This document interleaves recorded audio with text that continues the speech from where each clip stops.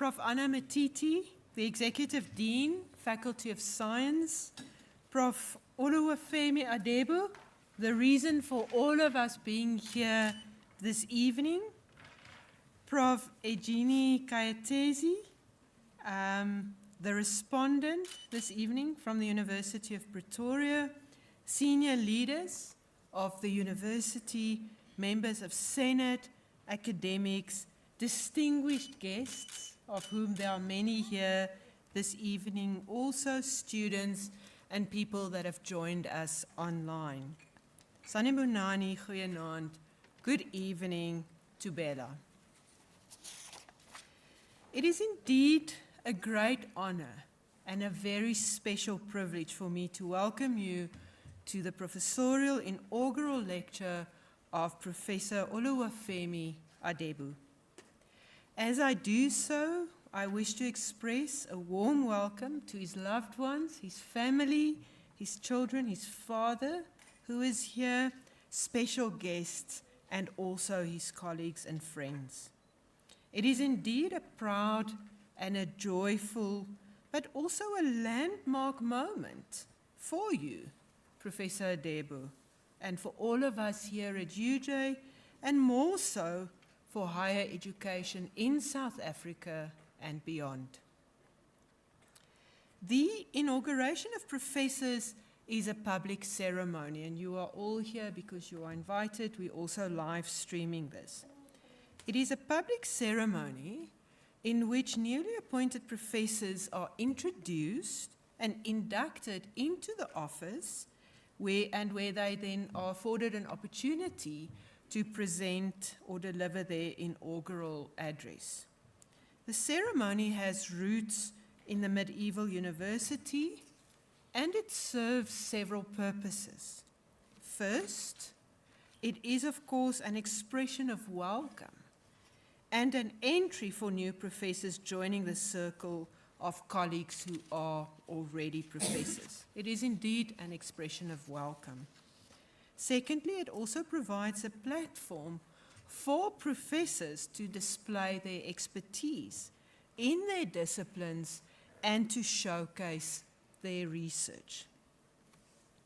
The colonial tradition subscribed to by many universities, where in colonial traditions, assuming the role of professor basically refers to gown and cap, and this is what you see here this evening also.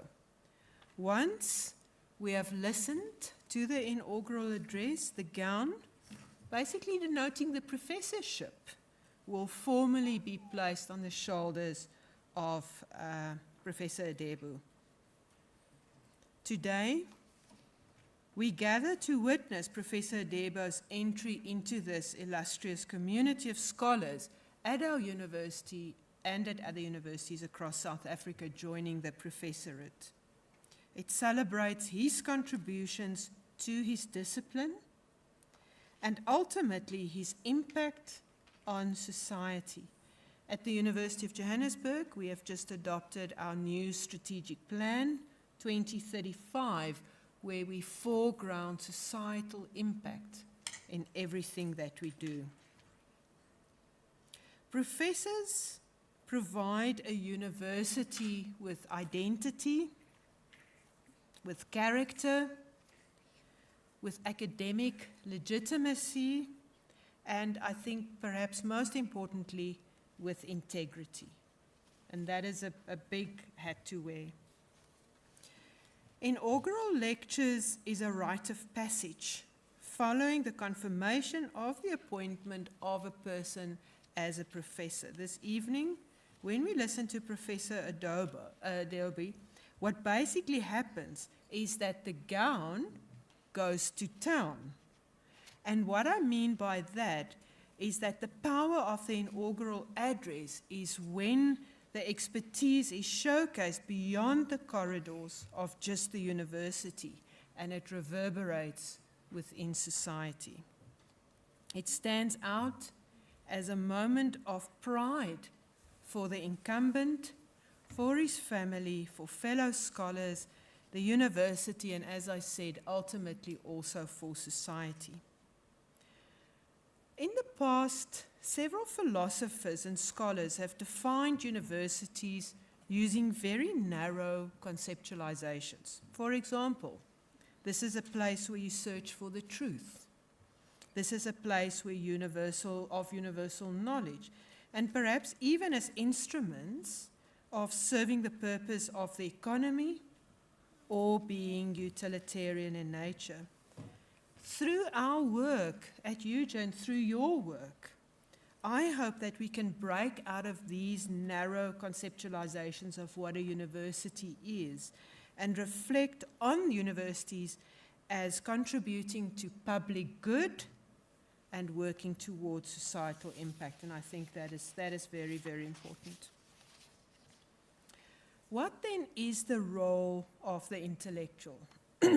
Someone called Edward Said, in one of his articles, defines the role of the intellectual as follows. He says, an intellectual is one who commands a vast knowledge of a specific discipline.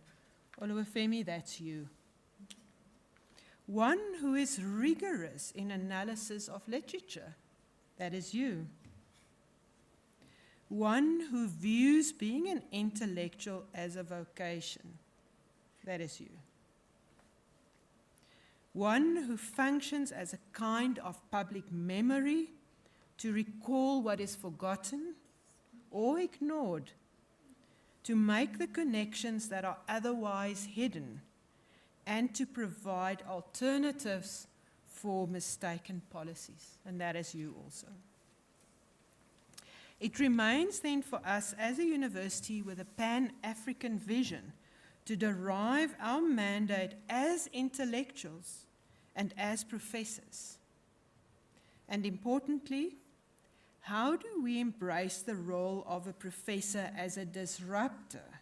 That is very important. As a disruptor, while at the same time continuing to be a flagship carrier for our disciplines and for our universities. That is not an easy place to be and to balance, but I think it's very important, and I know that you will do that very, very well.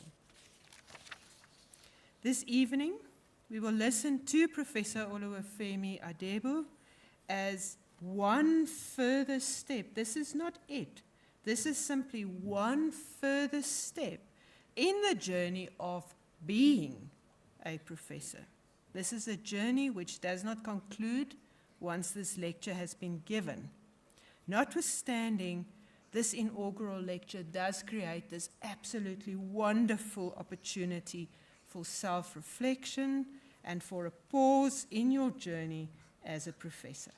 I'm very, very proud to be here and to celebrate this with you this evening. Ladies and gentlemen, on that note, let me invite the Executive Dean, Prof. Anna Matiti, to introduce Professor Oluwafemi Adebo.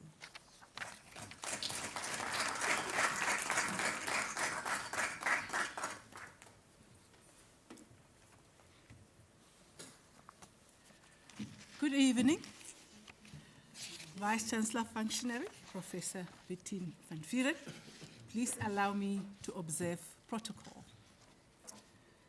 As I introduce Professor Oluwafemi Ayodeji Adebo. Born in Mushin, Lagos, to the family of Elder A.O. Adebo and late Mrs. E.O. Adebo, Oluwafemi Ayodeji Adebo completed his secondary school education at the Federal Government College in Ikirun, Osun State in Nigeria. He proceeded to Mashood Abiola Polytechnic, where he obtained his National Diploma in Food Technology and Higher National Diploma in Food Technology with distinction, with the Best Project Student and Best Overall Graduating Student awards. He then enrolled for a master's degree in food technology at the University of Johannesburg in 2014 with the UJ Global Excellence in Stature Scholarship, which he completed with a distinction. He obtained the UJ-GES Fellowship for his doctoral degree, also in UJ in 2016, which he completed in less than 3 years. His permanent academic appointment began as a lecturer at the Department of Biotechnology and Food Technology at UJ in November 2018. He was promoted to senior lecturer in May 2020 to associate professor in May 2023. A phenomenal career growth in about 5 years. From 25 journal articles and 6 book chapters at his appointment in 2018, Prof. Adebo now has 116 journal articles, majorly in high-impact factor journals, 25 book chapters, a book, a number of invited talks and keynote presentations, as well as a patent in 2 countries, all of which continue to advance the science of food. Prof. Adebo has got a very voluminous CV. Please indulge me, I will read it, I think he has earned it. Prof. Adebo is the founding director of the Center for Innovative Food Research, CIFR, which emanated from the Food Innovation Research Group, where he supervises both undergraduate and graduate interns, as well as masters, PhD, and hosts several postdoctoral research fellows. Research activities at the center revolve around the improvement of various food processes, food product development, value adding using conventional, novel, and 4th industrial revolution approaches, and 3-dimensional 3D printing of foods, as well as other innovative solutions to address food losses and insecurity. Over the past 5 years, Professor Adebo has successfully supervised or hosted 8 postdoctoral research fellows and supervised 11 postgraduate students, doctoral and masters, and 10 BTech students. Currently under his supervision are 4 postdoctoral research fellows, 21 doctoral and master students, as well as 1 honor student, not only at UJ, but other institutions at the United States of America, United Kingdom, Belgium, and Nigeria. Within his 5 years at UJ, Prof. Adebo, as principal and co-principal applicant, attracted about 16 million rands in grants from local and international organizations such as the National Research Foundation, Food and Beverage Manufacturing Industry Sector Education and Training Authority, Agriculture Sector Education and Training Authority, and many others. Being a recipient of highly coveted awards affirms and recognizes his contribution as a researcher, resulting in some awards, including a Y1 NRF of South Africa rating, selection as a 2023 cohort of South African Young Academy of Science, 2022 Young Affiliate of the World Academy of Sciences, in which case he is one of 5 recipients from Sub-Saharan Africa.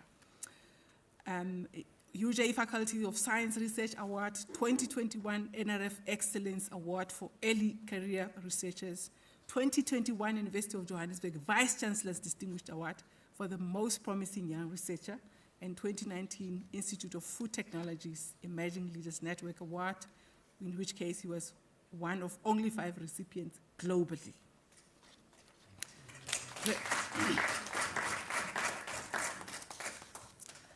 And actually, the only one from Africa. Then you can clap for that, among other awards. He was also a semi-finalist for the Schmidt Science Polymath Award. His research endeavors have been widely received by the scientific community, as evident in his Google Scholar Age Index of 33 and his Scopus Age Index of 28.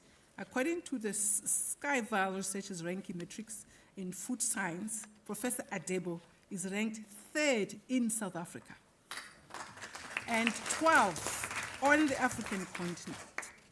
Stanford University has included Professor Adebo in its list of the top 2% of scientists globally for 2 consecutive years.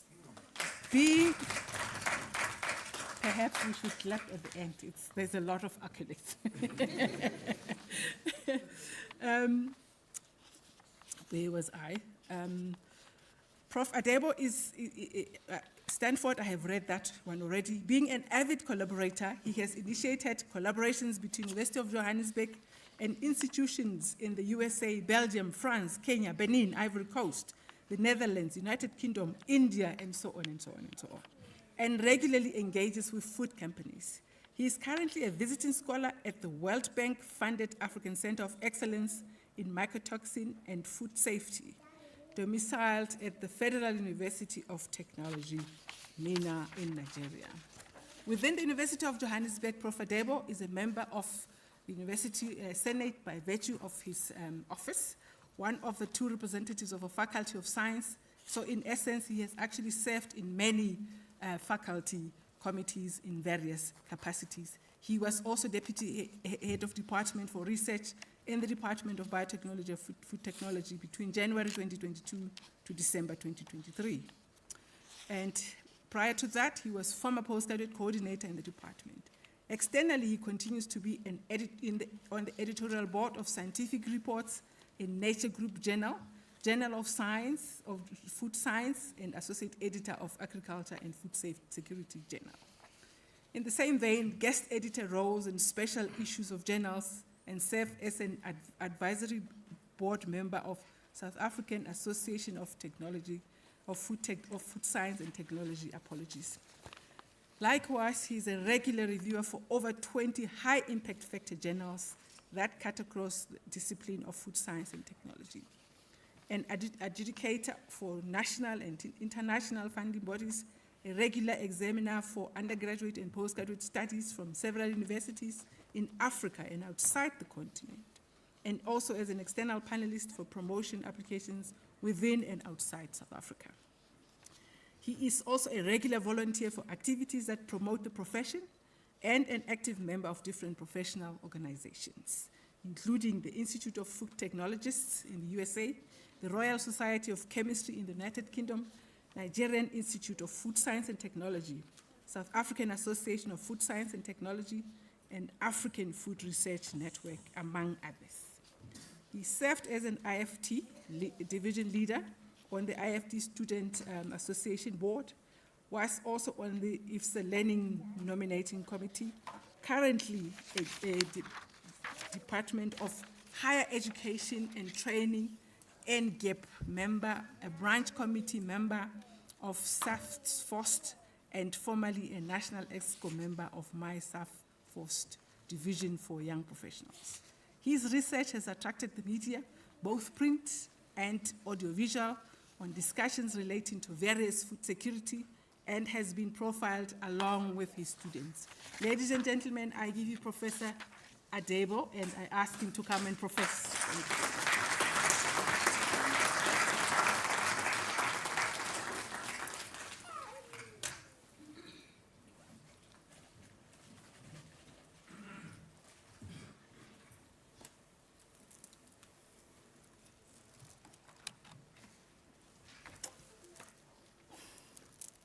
So, good evening, ladies and gentlemen. Thank you very much, the Vice Chancellor Designate. Thank you very much, my Dean. Thank you very much, my respondent. Thank you so very much, ladies and gentlemen, by taking time out in this cold to be here, and also those who are currently stuck in front of their gadgets, listening to this virtually. I say a very big thank you. Let me start by saying, Saubonane. Dumelang, good evening to you, good afternoon in certain parts of the world, good morning in certain parts of the world, and in my local language, I will say Ekale.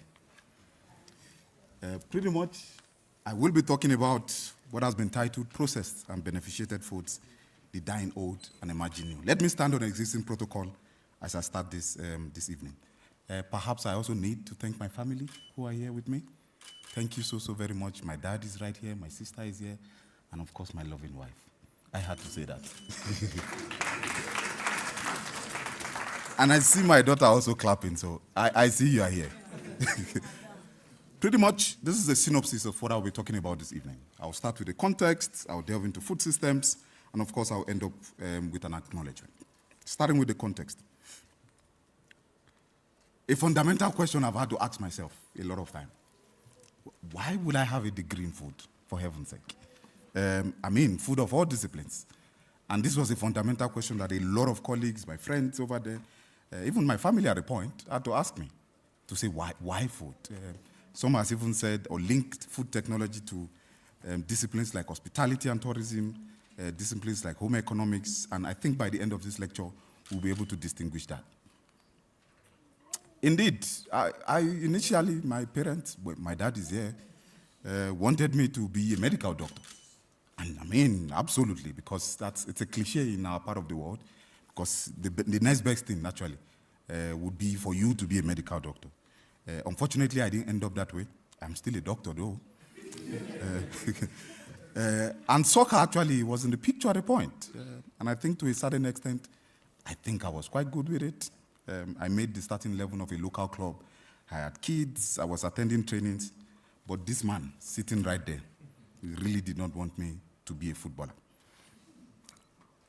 And looking at this very young picture of mine, I'm looking at the students in the room, please don't take a picture of this. But pretty much that was me when I was young. And when my, again, wonderful spouse first saw this picture, for some reason, she said, all I was thinking about was the food. Perhaps she was right. Maybe just at that very young age of mine, I had an intricate understanding of the physiological and psychological importance of food. And looking at myself now, I think my family also knows I have a very unique relationship with food. I'm not going to bother myself to compare myself to my very next door neighbor, who said I have to mention his name today anyway. Dr. Adrian, he has all the muscles he needs, but I have my very wonderful one pack. And looking at Prof. Green also, I think I'm on the right track. So a fundamental question again we have to ask ourselves, what really is important for survival? Maslow's in the 1940s actually developed a hierarchy of needs. And we had that. When I Googled it, I saw that. Perhaps some people decided to add Wi-Fi and battery to that list of things we need to survive. Someone else also decided to add toilet paper to it. Let's not ask what toilet paper is being used for, because today we are talking about food. The two don't mix. But pretty much this is how the Maslow's hierarchy of needs actually look like. And at the right bottom there of this pyramid, you see food as something extremely important to our survival as human beings. Shelter is also part of it. We need water, we need air, and the likes. And as we've buttressed in this paper, collaborative study that we did, that I was part of, including the African Food Research Network, we actually delved into the fact that perhaps what's the right to food in sub-Saharan Africa? And indeed, we did so that it should be explored, actually, as a fundamental human right, and is interlinked to social justice, to poverty, and so many other issues. In fact, 186 United Nations member countries decided to vote to make food as a human right. In South Africa, when you say human right, people say amandla. I was thinking the audience will answer away too. Thank you very much. But again, it's a very unique evening. But yes, this is my late mom. And growing up with her in Mushin, it's Mushin, for those who are in part of my ward, is actually considered an urban slum. It was a very unique experience, because day in, day out, I was actually reminded by her. It was a very serious matter, but yeah, to study basically, and basically leave the slums, rightfully so. And right around me, I saw the daily realization of people's struggles. Irrespective of socio-economic strata, something was fundamental. People needed to eat. And in a very own unique, literate way, she would try to create a balanced diet with the food that is around, with what we have at home. And the one thing that I remembered when preparing this was what you call obe kwademi nikumpa. And literally translated, I think I see some people from my tribe actually laughing. It means a soup you actually meet by your elbows. And what do I mean by that? So in her trying to make this soup enough, she decides to dilute it. And when you try to use pap, different versions of pap, to scoop the soup, you really have to be very careful and skillful with it. Because if you are not skillful with it, the soup goes this way, and then you obviously have to meet it somewhere by your elbows. But this was the circumstance I had to grow up with, and this were some of the things that sort of informed my relationship indeed with food. So these experiences of mine, when I had to choose, of course, medicine was not working out, and then I had to make a choice. It was then between microbiology and food technology. I think I sort of filtered a bit towards food, and I also had a colleague of mine who indeed advised me, and pretty much food technology was just it for me. And it wasn't surprising to my family, actually, because I indeed have a very unique relationship with food. So moving on to the food system and food processing. OECD actually defined the food system as all elements, your institution, your places, your people, and different activities that are actually related to consuming and producing food, their effects, economic, health, and environmental outcomes. So if you look at the food system, you're actually looking at something that looks like this. That starts right from the farm, you have distribution somewhere, storage, and the likes, up until it gets to the consumer. But in this whole food system, there you see food processing as quite important in this. What then is food processing? It's an important step in the food system or food chain required to actually transform raw materials into edible, into nutritious, into safe and shelf-stable forms. We have different types of processing technologies, the traditional ones, the novel ones. Malting and sprouting is actually considered a traditional one, roasting, drying, fermentation, and on the novel side, you have ultrasonication, cold plasma extrusion, 3D food printing, but trust me, there are quite a lot of them. And those that I highlight this evening are those I will be touching a bit about. People from West Africa will actually perhaps know what this is, and that's Ogi, actually. And perhaps Dr. Prof. Kaitesi, sorry, who was my PhD supervisor, might remember that my very first proposal to you was actually going to work on Ogi. You call it Ogi, but it's called Ogi. Either way, this particular food resonated with me while growing up. It was something that, for some reason, it was close to my heart. I tend to consume it a lot, particularly because when I'm sick, it's one of the very first foods, or call it anything, like a porridge, a gruel, that is given to me. And indeed, I also see when we visit cousins and people in the hospital, when they are just out of a surgery, this is a product they give to them. And again, with me growing up in Mushin, my mom has a stall in Ojue Market, actually. The one thing I also saw was that people around us actually fed kids this particular product. And indeed, later on, I understood that it had numerous health benefits linked to it, including the fact that it sort of helps with developing the immune system of these children. I don't know why my dad decided not to give me another sibling after me, but perhaps it's a discussion we'll need to have later on, because perhaps I will have experienced this much more closely. But we also have the supernatant of the processing, which is called omidum.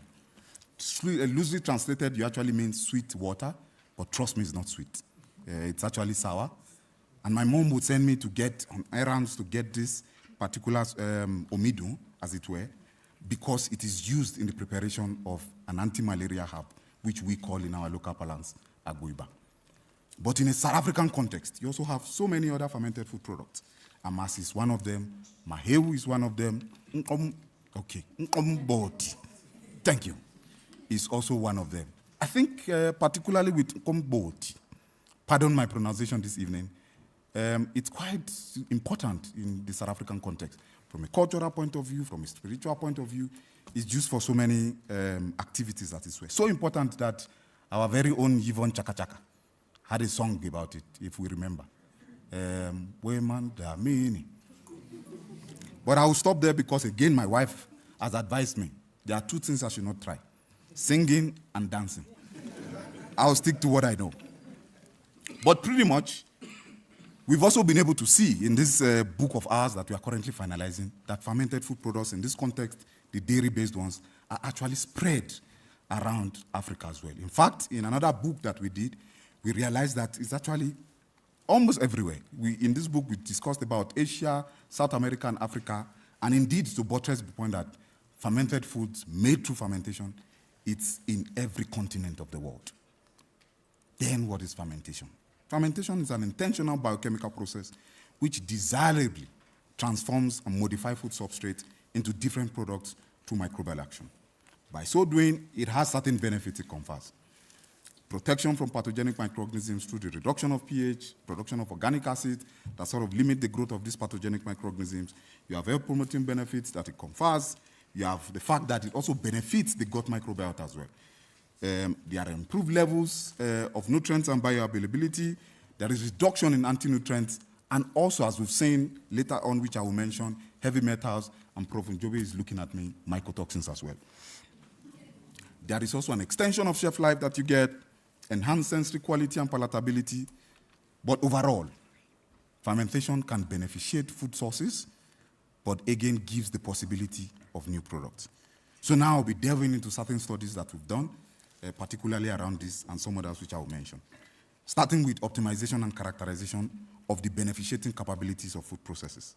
Of course, there are differences in processing conditions that are reported for indigenous fermented foods, particularly in the South African context, which I've briefly discussed in this lecture. This thus necessitates the need to actually optimize the process based on certain vital conditions. There are mathematical and innovative tools or techniques to give a combination of these processing conditions. Then subsequent to that, we get an optimal product. And then what we then do is investigate how the interaction between these conditions of fermentation and as well other processes influence the biochemical properties as well as the overall composition of the optimized product. So, starting with this study, this is us looking at mahewu, where we optimize the processing of mahewu from yellow and white maize. We obtained different optimal processing conditions, which were influenced by the fact that we use yellow maize and white maize because in their original state, their composition are slightly different. So it made sense for us to obtain different optimal conditions with their processing. Then, on the optimal sample, we then decided to use the diverse inoculums that are used locally for the processing of mahewu. And indeed, that led to different physicochemical properties of the mahewu, as expected. We also went further to investigate the microbiota of it, both of the mahewu from white maize as well as the mahewu from yellow maize. We saw the presence of lactobacillus, lactococcus, leuconostoc, pediococcus, some of which have links, as these species actually belong to some which have probiotic effects and some other beneficial abilities in the gut. So pretty much, we saw very microbiota in the inoculum that contributed to these variations. Our follow-up study still on this, then used analytical tools to characterize the nutritional and health-promoting properties of mahewu. We saw over 3,000 milligram per kilogram potassium in mahewu, and we saw significant reduction in the heavy metals. We also saw between 10 to 11% crude fiber, about 26 different phenolic compounds was what we saw when we provided them, which we identified in both yellow maize and white maize, including your chlorogenic acid, your sulfophylline, your perylic acid. All in all, we're able to show that, particularly in this study, mahewu does have health effects. Of course, it was much more in those that we use malted sorghum as an inoculum. We also did a bit of review earlier on to say, what's the possibility or applicability of using GCMS metabolomics to actually understand fermented foods? With that premise, we then delved into this same mahewu, where we use untargeted GCMS metabolomics to decipher the differences in this mahewu which we obtained. This study is focused on yellow maize, and one thing we've been able to see again as a follow-up study was that the findings we saw correlated with our other earlier studies, showing the presence of compounds which significantly differentiated the mahewu from each other and contributed to health-promoting properties. Phenols were some of the groups of compounds we saw, fatty acid and fatty acid methyl ester. We saw vitamins as well. And pretty much, yes, we were able to see that, but boiling, cooking is actually one of the processes to use for mahewu. So at that point, we really couldn't say we understood the singular effect of these processing conditions. Then we did a follow-up MSc study where we looked at the singular effect of these processing conditions, and we saw biochemical changes, increases in mineral, pH, and organic acids as a function of fermentation.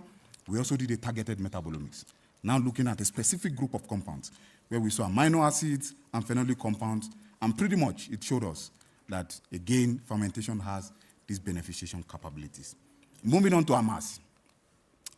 The South African Department of Health Road to Health document for children actually recommends AMASI as a winning diet for children. In fact, there is a study published in the South African Journal of Clinical Nutrition that actually suggests that AMASI is good for preventative diarrhea in children. And indeed, we looked at that to optimize the process, to obtain an optimal sample using two different methods, response surface methodology and K-means as well. And our investigation again showed the beneficial impact of fermentation on biochemical parameters. We did the microbiota as well, and we saw lactobacillus species, which indeed belongs to that species where you get these probiotics and functional microorganisms, which might have linked to what I said earlier on about that study published in the South African Journal of Nutrition. Again, we proceeded to look at the nutritional composition and health-promoting properties of AMASI, where we saw the presence of 8 essential amino acids, most of which actually increased after fermentation. We saw increase in total phenolic compound and total phenolic content and total flavonoid content. And these two groups are quite interesting health-promoting compounds. We also saw an increase in calcium as well as magnesium. We saw decrease in saturated fatty acids, which could be considered your actually bad fatty acid. Just a moment. I'm actually not drinking kumbot. It's water, please.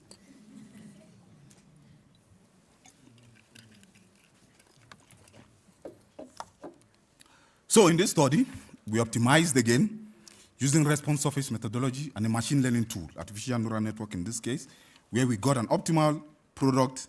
And here we were also trying to understand the influence of process parameters on board. Based on the lack of information, another follow-up study to this was the fact that there was a lack of information on the overall composition of this particular product.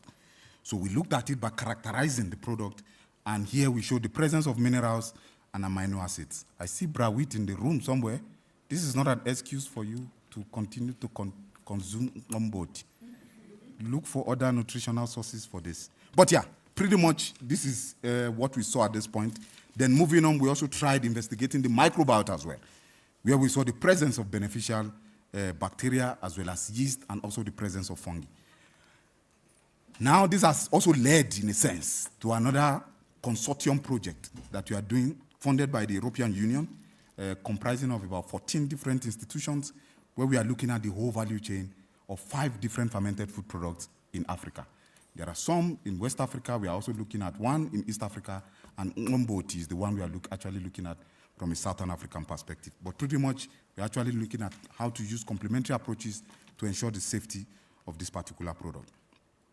Again, we have also used gas chromatography mass spectrometry for a comprehensive profile of the metabolites of, I think locally it's called theine, which is the sourdough. But in this study, we're actually looking at the role of co-culturing 2 strains of L. fermentum, Lactobacillus fermentum, using it as a starter culture, with the premise that obviously with starter culture, you get better fermentation, faster fermentation, and it's a bit consistent. Here we also saw the presence of nutritionally beneficial and health-promoting constituents. So at a point, together with some comrades, we decided to look at the different mechanisms by which nutritional constituents are actually modified during fermentation. Here we saw that there was a majority of increase in their constituents, focusing on protein and amino acids, for example. We saw that through the actions of enzymes that are secreted by microorganisms, this tends to lead to degradation of complex proteins and synthesis of some amino acid, which improves the protein content of fermented food products. And from a digestibility point of view of the nutrients, we also saw that fermentation reduces anti-nutrients, which might have sort of hindered the bioavailability of these nutrients in the body. Again, from a health-promoting perspective, myself and Ilse, a collaborator of mine in the US, looked at different mechanisms by which phenolic compounds are actually, again, modified during fermentation of whole grain cereals. Yes, majority of the study suggested or reported increases in their levels, even though we also had decreases as well. But from an increased point of view, mobilization or release of bound phenolics in free forms, actions of microorganisms that might have led to synthesis or liberation of new bioactive compounds sort of encapsulates some of the reasons why you get increases after you ferment cereals in this context, which leads to increase in phenolic compounds. Of course, I've talked a bit about fermentation. Now moving on to germination and malting. So with germination and malting, again, we looked at it as a process that could actually beneficiate food sources. And through this Pan-African collaborative study, we're able to see that germination, also called malting, as the case may be, involves or improves actually the composition of foods and digestibility of nutrients through the actions of enzymes that are produced during the process. And towards your right, actually, we then looked at the possible synergistic effect of malting and fermentation. And one thing we've also seen again is improvement in the nutritional composition, improvement also in the processability, as well as increase in antioxidant activities, much more better than when you use these processes alone. We also tried looking at ultrasonication as a process, particularly leveraging on the beneficiation capabilities of this. And of course, ultrasonication is a novel processing technology, and this was a study which we did with some collaborators in the UK. And indeed, we saw that there was increase in protein. In fact, this is edible cricket, and we got about up to 77% protein in edible cricket. And one of the things we also looked at, which we suspect or postulate might have caused this is the breakdown of bonds through cavitation shear force, as well as disruption of cells, which might have led to an increase in this particular group of compounds, in this context proteins. Excuse me, please.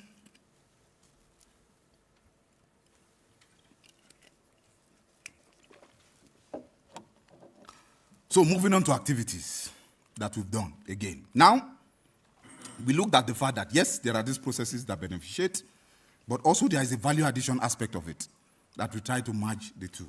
And this was me saying, now we are merging what we know to meet the needs of the present and subsequent emerging ones. Unfortunately, developing countries as well as some developed countries still continue to grapple with the burden of malnutrition. You have undernutrition, you have macronutrient deficiency, also called hidden hunger. You also have overnutrition with effects such as very overweight, obesity. You have challenges with cardiovascular diseases and non-communicable diseases.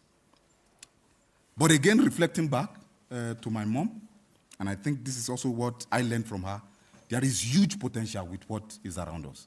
This is her looking inwards to see what she can use to prepare the next meal. And indeed, this was also me inculcating that into what I do, to say we have huge potential with what is actually around us, particularly the neglected food produce, the underutilized ones, the underdeveloped ones. Just maybe we might be self-sufficient if we focus a bit more inwards. But we still want what we want. There are changing lifestyle, urbanization, there is varying generational divides. That is what we call in local parlance, AMA 2000. And I think some of you are in the room. I'm not going to point fingers. You also have the millennials. You also have the Gen Z as well. You have the middle age. Like my dad, you also have the older population. But one thing we can all agree on is that ready to eat, ready to consume, ready to process foods is actually a choice for many people today, particularly because of their convenience and availability. So we saw this as a conduit to dealing with some of these challenges which I've aforementioned. So I will pretty much, in the interest of time, I'll pretty much be focusing just on two groups of things that we've looked at. One is your instant product. This is a porridge which we've tried to develop from beneficiated sorghum, leveraging on sorghum as an underutilized, climate-smart food source, which is also drought resilient. Again, this is another porridge which we produce using another type of these beneficiated or beneficiation food processes, also from sorghum. And one thing we've been able to see is that between both porridges, they are high in micronutrients and up to 67 ABTS radical scavenging ability. That sort of speaks to the health promoting benefits you can have in there. This evening, I also need to speak about it's actually an layer-to-layer kind of deposition, and it's actually beneficial, as we've seen in this review of ours. In fact, numerous benefits are embedded in there. There is a possibility of producing nutrient-rich products. There is a possibility of obtaining texture-modified foods. There's a possibility of personalization as well. It also gives the possibility of use of novel raw materials, and indeed, it's also environmentally friendly. So one of our very first studies, actually, on 3D food printing, which is award-winning, and also a patent, as I emanated from this, was us producing 3D food printed biscuits from beneficiated sources.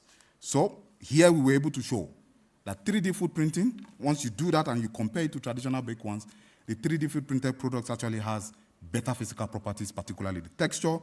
The 3D food printed biscuits also has improved concentrations of some amino acids as well as minerals and better antioxidant activities when you compare it to just the conventionally baked ones. So again, at this point, we were able to merge an emerging technique in 3D food printing with perhaps a traditional or old beneficiated or beneficiation food process that has led to the production of a novel food with enhanced nutritional properties beyond basic nutrients. And indeed, I have this little video that I will also share with you that I want us to take a listen to that sort of delved into 3D food printing as well. And thank you very much to the UJ Media for actually preparing this.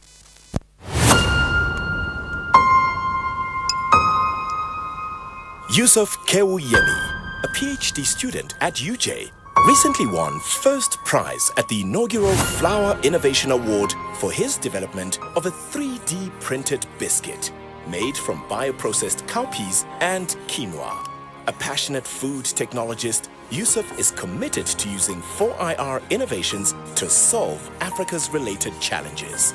Yusuf wants to explore how underutilized whole beans and grains and anti-obesity vegetables can help solve one of Africa's largest health risks, the devastating rise of non-communicable diseases. Especially in countries where healthcare infrastructure is already constrained, he believes people have to be conscious of what they eat. Food technology researchers such as Yusuf are in a position to help. At the heart of his award-winning and patent-pending innovation is a 3D printed biscuit. A biscuit that uses bioprocesses that have existed for many years: fermentation and germination. His novel approach, however, is allowing him to use fermentation and germination to produce new flours in place of wheat-based flour. The result is a health-enhancing biscuit that provides the body with the nutrition it needs. It's the future of food, reimagined.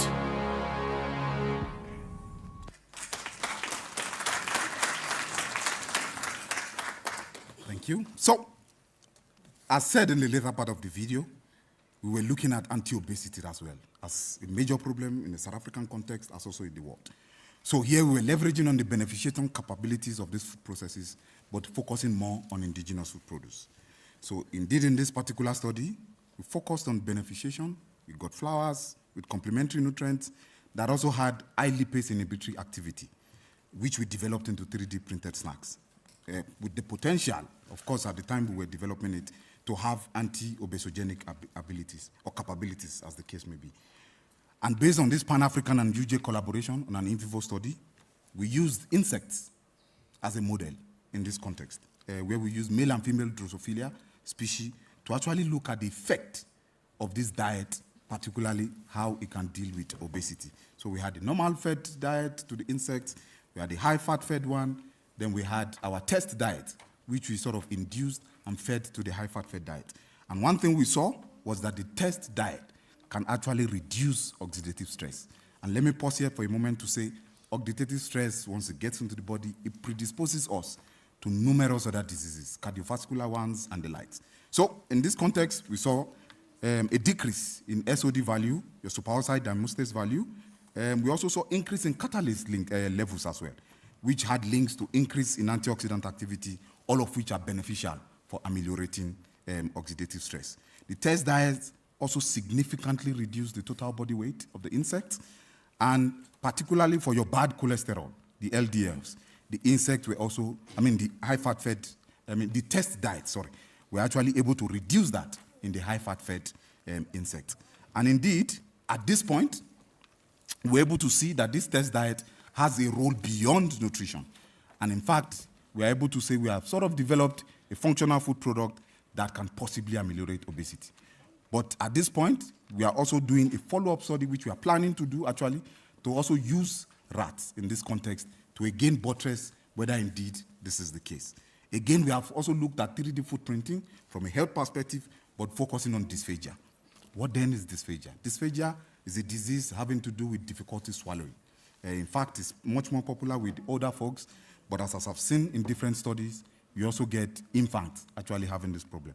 And unfortunately, diets for dysphagia patients are not the best. It doesn't look the best, really, because the essence is you have to make the product soft and it's mushy. And if you look at, particularly from a sensory point of view, if you look at food science, the psyche and the presentation of food has a very, very strong relationship. And in fact, what you also get in certain dysphagia patients is because this food is not as appealing, they tend to lose out on consuming the nutrients, which then add to a challenge that has been there already. So our work then looked at utilization of 3D food printing again in the production of what you call texture-modified foods. So here we were developing 3D printed, ready-to-eat texture-modified foods for dysphagia patients, again using underutilized food sources and these beneficiation things that I've mentioned earlier. So here is just sort of an insight into what we were able to, this is still a preliminary phase of a study, but this is what we've been able to do. And based on the International Dysphagia Diet Standard Initiative framework, this particular diet has been able to pass the fork pressure test, it's been able to pass the fork drip test, and also pass what you call the spoon tilt test. In fact, we can actually categorize this diet from what we've seen around the level 5, level 6 type of product for dysphagia. But unfortunately, 3D food printing is still very much limited in Africa. As we've seen in this study, in fact, if you look at the map there of countries that have actually published at least one publication on 3D food printing, you will see how scanty Africa is. And I think if I had increased that to 2 or 3, it might be left with only our study in a South African context. So that is actually concerning. Yet, particularly because how then would this translate to people who should consume this 3D food printed product? And what we've done with a collaborative study within UJ was to look at the disposition of South African consumers towards 3D printed foods. Don't be confused about what you see in that chart, but pretty much this study we think is the first of a such in a South African context and perhaps in an African context. But based on the Cronbach-Asfaw values, we're able to see significant level of favorable attitude towards 3D food printing as its product. The perceived benefit was something that seemed to be a positive contributor to this, but again, people are still afraid.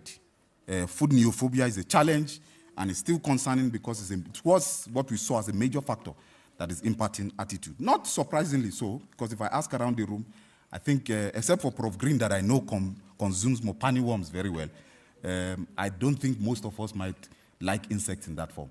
And that again speaks to food neophobia in a sense. So it's something that is there, but of course, we need to do more to address that. Ladies and gentlemen, what I've discussed this evening, and so much more that I can't go to because of time, has then led to what we are, the bigger picture of the activities we do within the Center for Innovative Food Research, where we look at novel and innovative food processing technologies, design and fabricate food processing equipment as we need it. We explore innovative solutions to challenges in the food and beverage industries. We service academia industry. We improve nutritional composition, which I've talked a bit about. We enhance existing food processes, develop nutrient and health beneficially dense, unique food products. And overall, we undertake multi, intra, and interdisciplinary research that contributes to food security, United Nations Sustainable Development Goal, and of course, societal impact, which speaks to the goal, the strategic goal or objective of the University of Johannesburg. So moving on to my concluding remarks, the beneficiation capabilities of these food processes are there. Of course, unfortunately, some of them, particularly based on the original products that were there, might be dying, but we need to leverage on the benefits of these processes and the possibilities of this in an ever-changing world. We have to look at innovative ways of integrating these supposedly dying old kind of processes with emerging or new future by introduction or reintroduction of food products into the food system, because in that way, the old and emerging or new can actually coexist for a better tomorrow. Going forward, our research will definitely focus much more on food product development, much more on foods that gives beyond basic nutrition.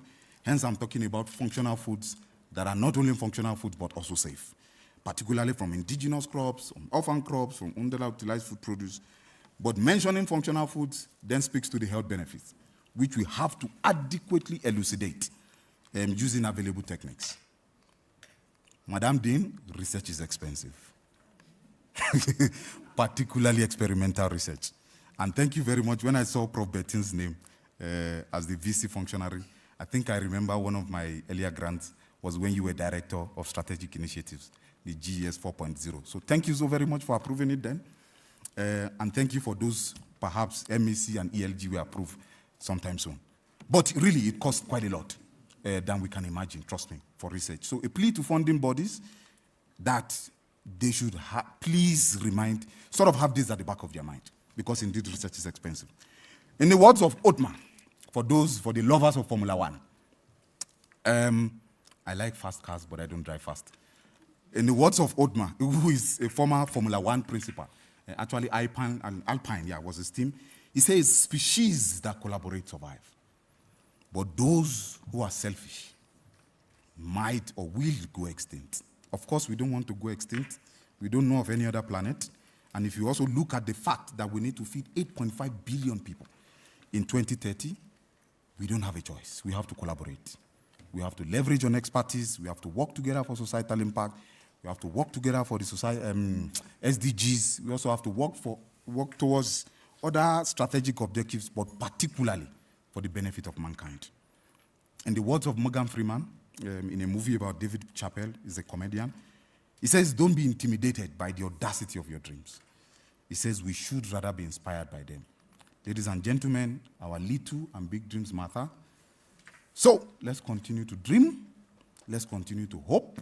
Let's continue to work towards a food-secure Mzansi, which is our own South Africa. Let's continue to work towards a food-secure country, a food-secure continent, and definitely also a food-secure world at large. And moving on to my acknowledgements, thank you so very much. I really want to thank God Almighty for His grace, for His blessings, for His kindness. I don't think I would have been here without Him. I have this favorite verse of the Bible that says, from His fullness, we all have received grace upon grace.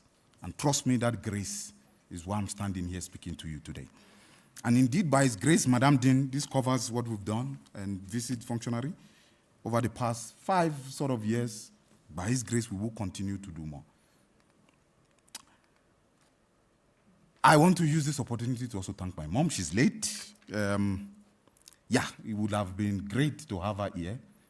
But, I mean, it is what it is. So I really, really want to thank her for her support, for her tutelage. I learned numerous things from her. And, of course, my dad. I don't know where you saw this style. Maybe it's the 1940s kind of pose. But in any case, I really, really do also want to thank you. In fact, both of you did amazing things to us. This is not cliche, trust me.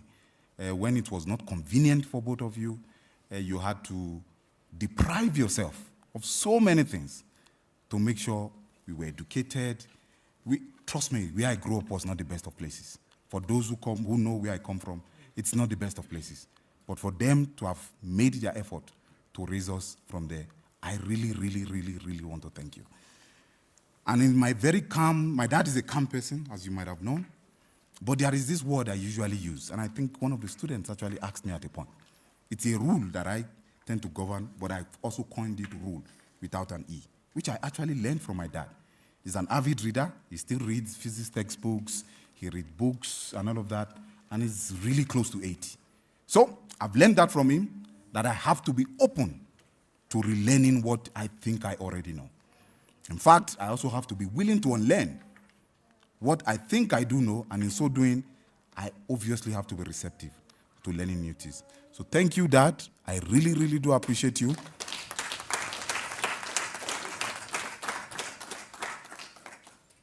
And may the Lord bless you. And to my sister, who is also here, I really, really want to thank you for your camaraderie. Thank you for covering up for me when it was not so convenient, because you can imagine the amount of shambok I will have received if you didn't do so. But thank you so very much. I really do appreciate. And to my wonderful spouse, Asam Pepe, my one and only. I don't want to go on and on, because you might not stop laughing. But from the depth of my heart, trust me, I really, really do want to appreciate you. And those who are very close to our family will understand what I'm saying much more. For your support, for your prayers, for your guidance. In fact, I usually jokingly say, my parents did the job, they just handed it over to you. So thank you so very much for your guidance. Thank you much for your support. Today wouldn't have been possible without God's grace and blessing me with a wonderful soul that you are. So I really, really do appreciate you. So on that note, I would want to say, you be the 3D food printer, I will be your food ink.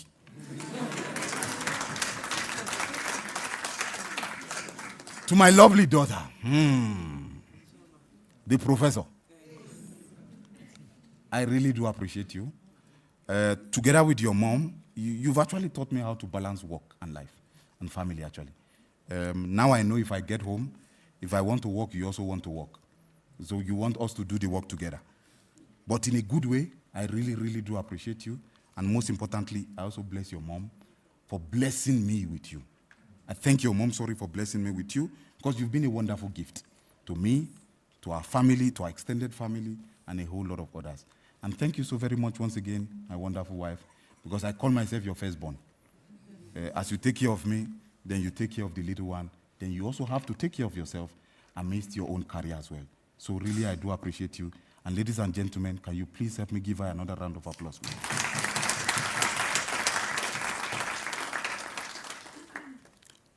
Moving on, I think I said it when I became a professor on LinkedIn, I think, to say I was raised, people say you are raised by village. I think I was raised by province, particularly because a whole lot of people contributed to who I am today. My dad, my parents, and of course, extended family that I had to stay with, who had to pay my fees when it was not convenient for them to do so, who had to give me certain things without expecting absolutely nothing in return. So I do really do want to appreciate them.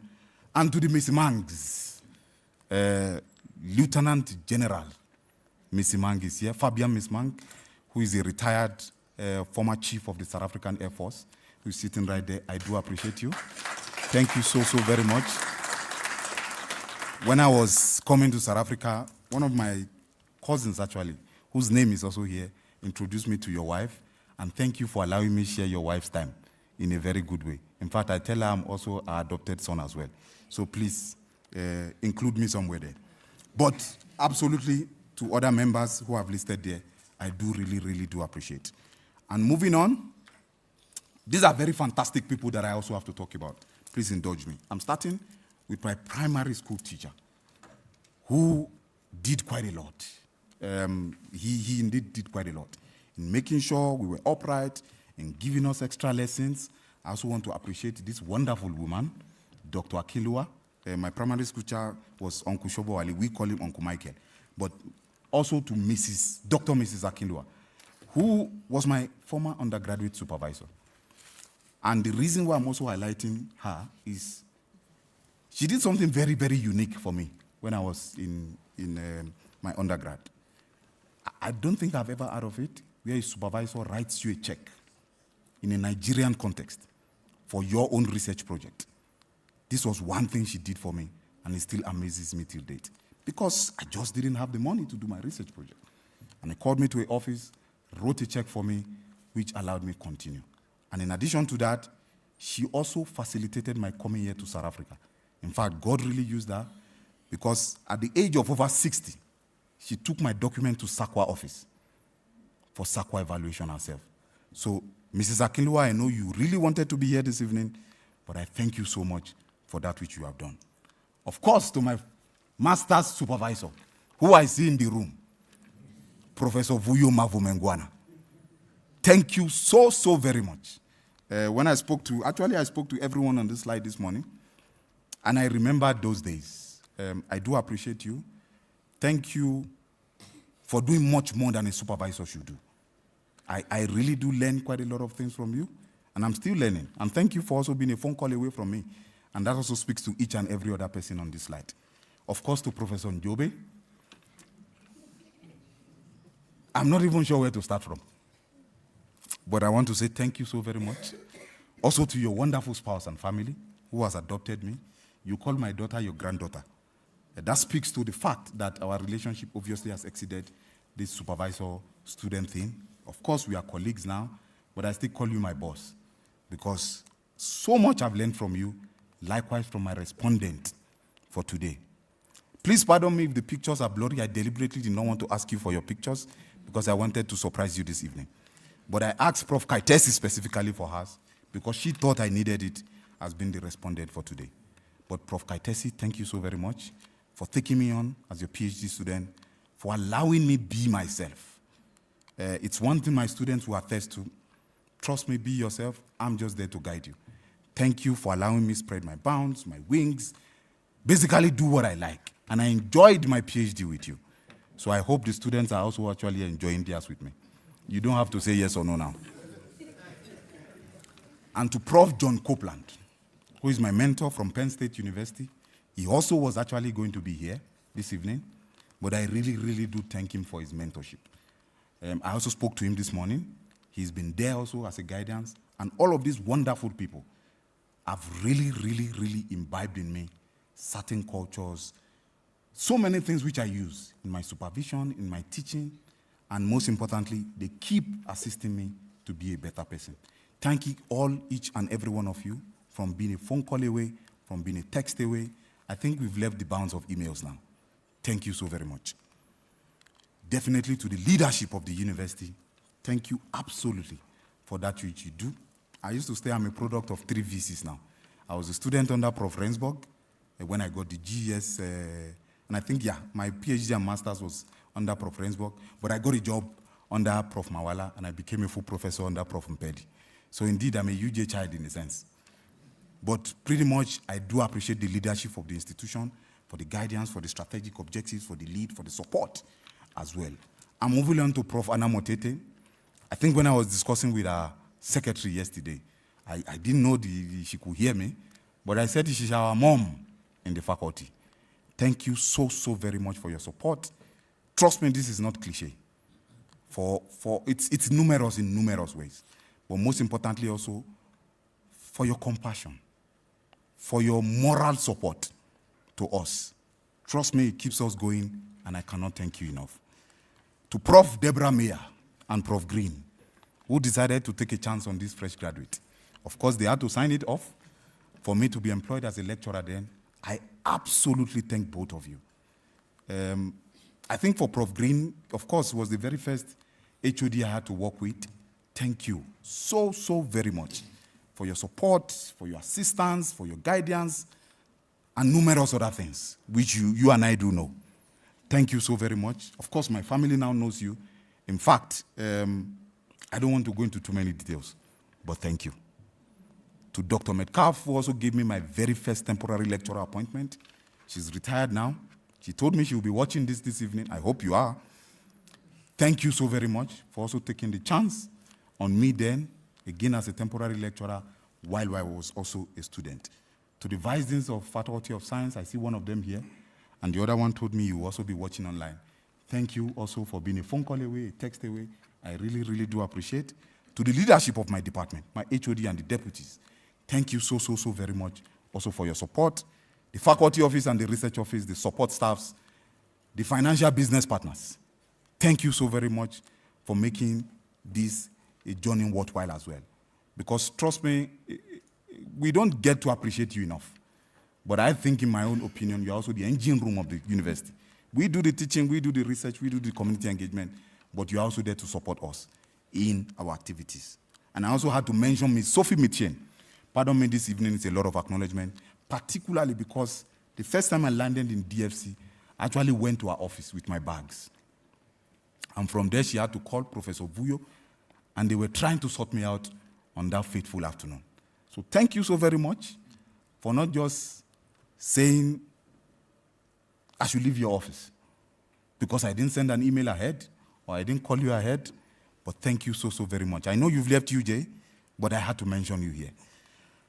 To comrades in my school, to other people who are also on this slide, I really do appreciate you. In fact, it's a long list of people whom I've had friendship with, who I've been colleagues with, who I collaborate with, and most of which we've actually crossed the bound of collaboration.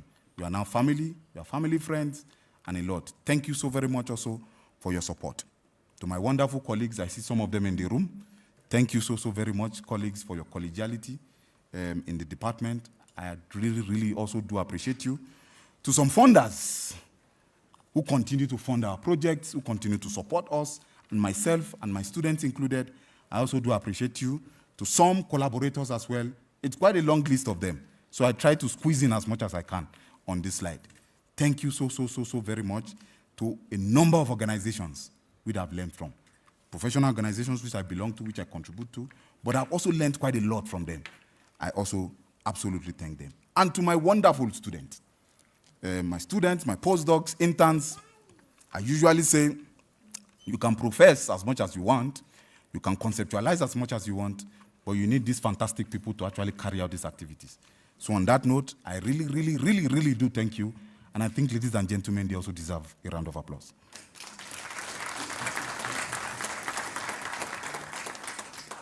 Of course, this looks like a class of 2022 picture, but trust me, we can also be very fun to be with as well. So thank you so very much for your support. Thank you for doing what you should do and also making my job easier. Trust me, I don't think I will have achieved what I've achieved so far without your support. So I really do appreciate you, and thank you. And ladies and gentlemen, on that note, I say bye danke, merci beaucoup, thank you so very much, eshe lopo lopo. Siyabonga.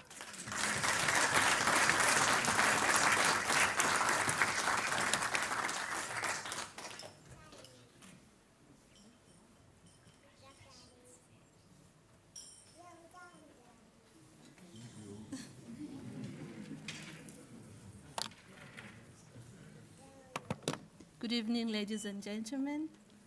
I am so excited for Professor Adebo, and he will allow me to sometimes refer to him as Femi.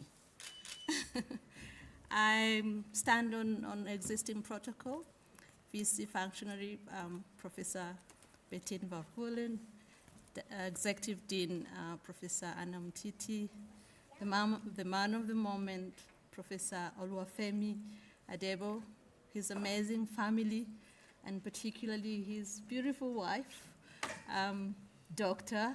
Adebo. And I emphasize that because I stand here with quite a unique experience with the Adebos. They both happen to have done their PhDs with me. So this is quite a blessing for me. Today is extremely special, and I feel like it's a family moment for us.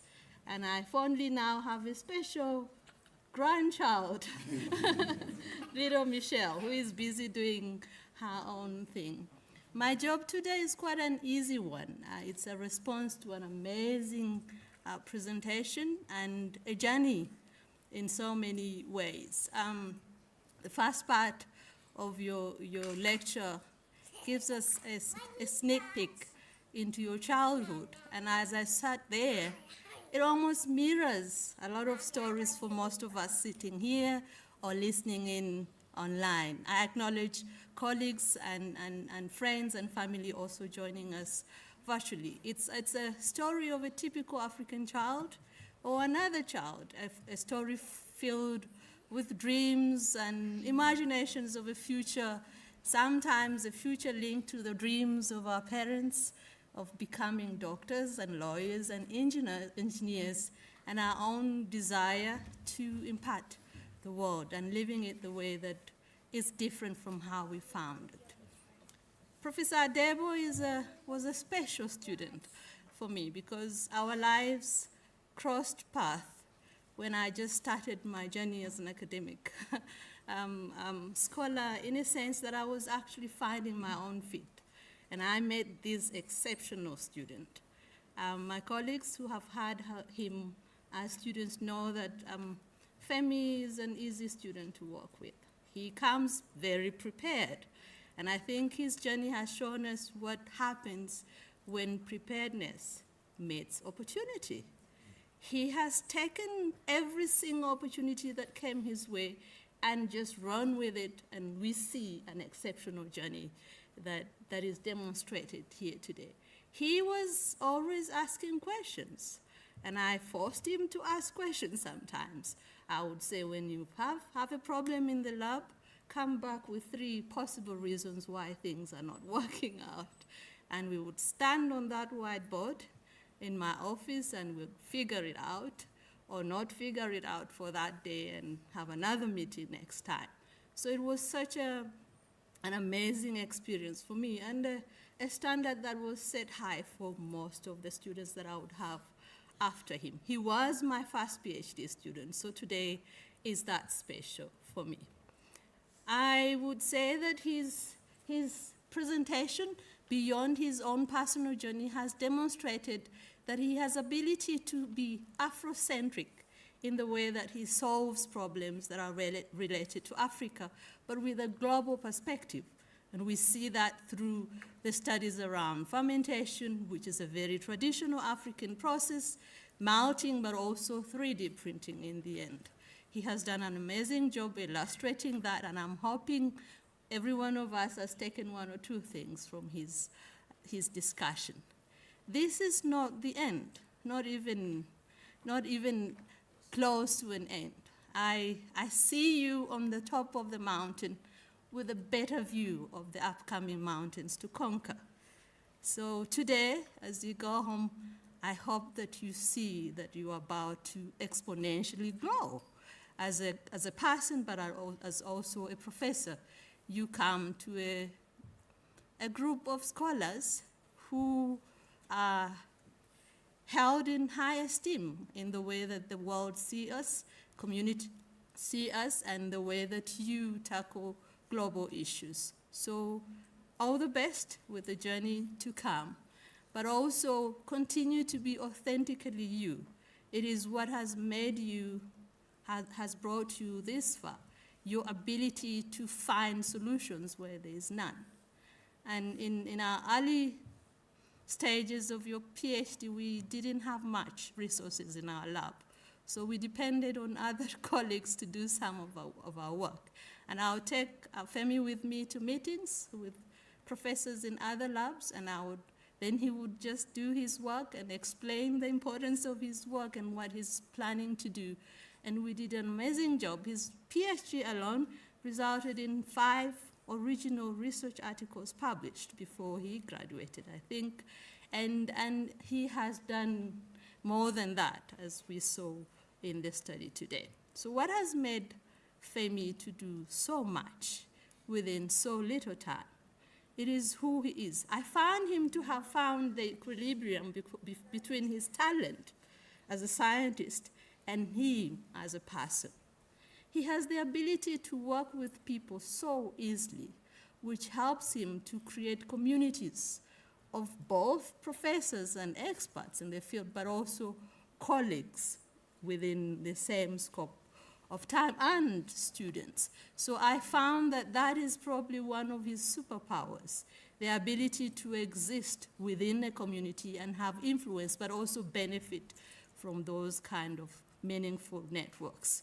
So continue to do that, grow, let your star shine bright, and I think all of us are rooting for you and can't wait to see what the future holds for you. Congratulations to you and Janet and Michelle, and we look forward to seeing you around and joining you in your future triumphs, and we'll also still sit there and celebrate with you. Congratulations to the family at large, to friends, and to everyone who is holding your hands as you grow in your own. Thank you very much.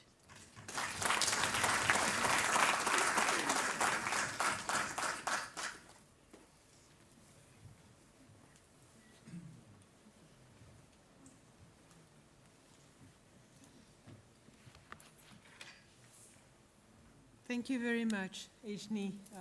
I've known you for some time also, and it's so nice to see you back at the university, even if in this special role.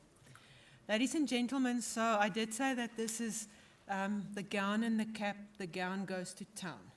So I wonder if I can ask Prof. Anna, but also perhaps your lovely wife and your father, to join us here and just to help me to actually robe you.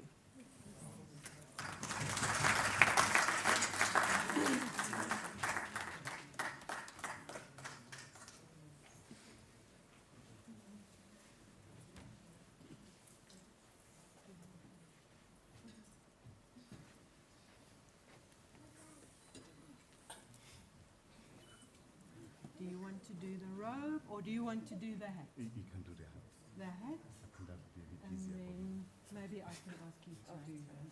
Ooh, okay. There you go. So, come forward.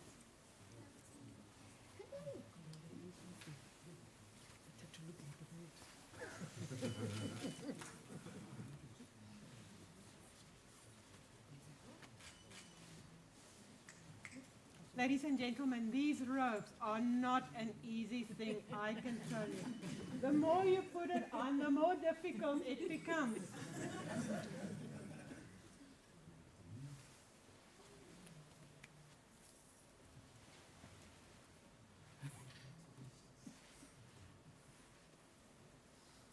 And then come there, sir.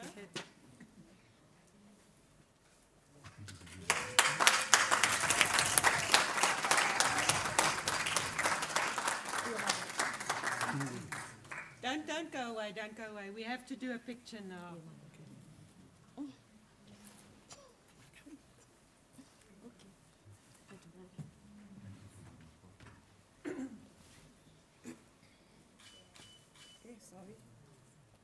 Oh, my sister, yes. Yes, there you go.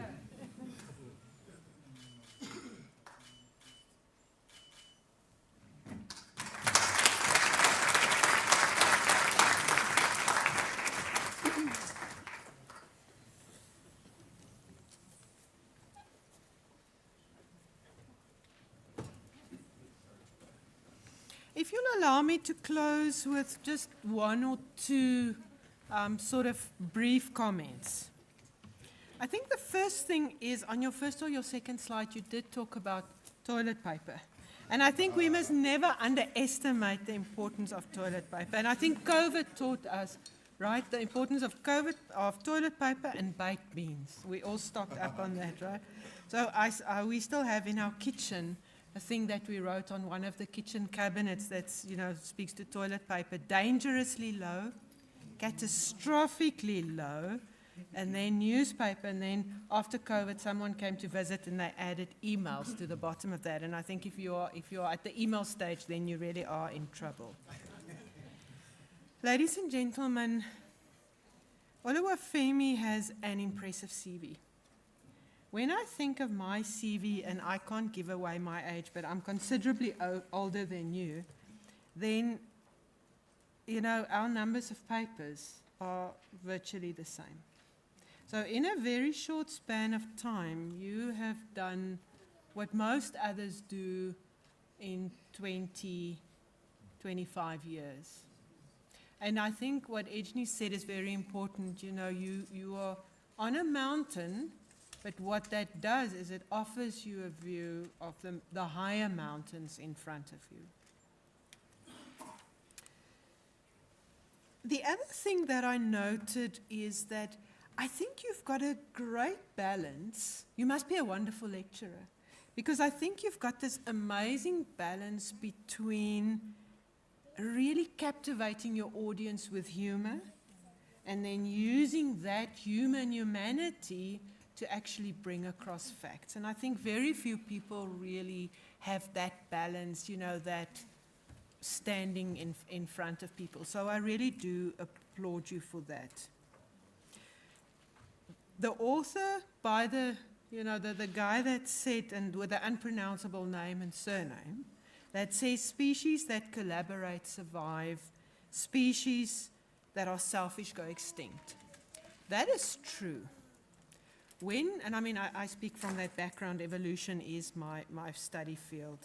But what that also means, and I want to extrapolate that to scientists. Scientists and researchers that collaborate thrive, and those that are selfish go extinct. I don't think that there is a single paper amongst your, 116 papers, that are not multi-authored, multi-institutional. And I think that is absolutely amazing, and I take my hat off to you there. That is absolutely fantastic. And the last comment that I want to make is, when I look at your family, when I look at your friends that are here, when I listen to what you say, I think that you know the importance of a balance between work and life. And I think in today's age, when all of us struggle and are very aware of not just physical wellness, but also mental wellness, then I want to say to you, never lose that balance between work and life. Never hesitate in the afternoon to close your laptop, to, say goodbye to your students, to go home and to spend time with your wife, with your father, and with your daughter. I think that perhaps is more important than anything else. Ladies and gentlemen, a round of applause for an amazing man.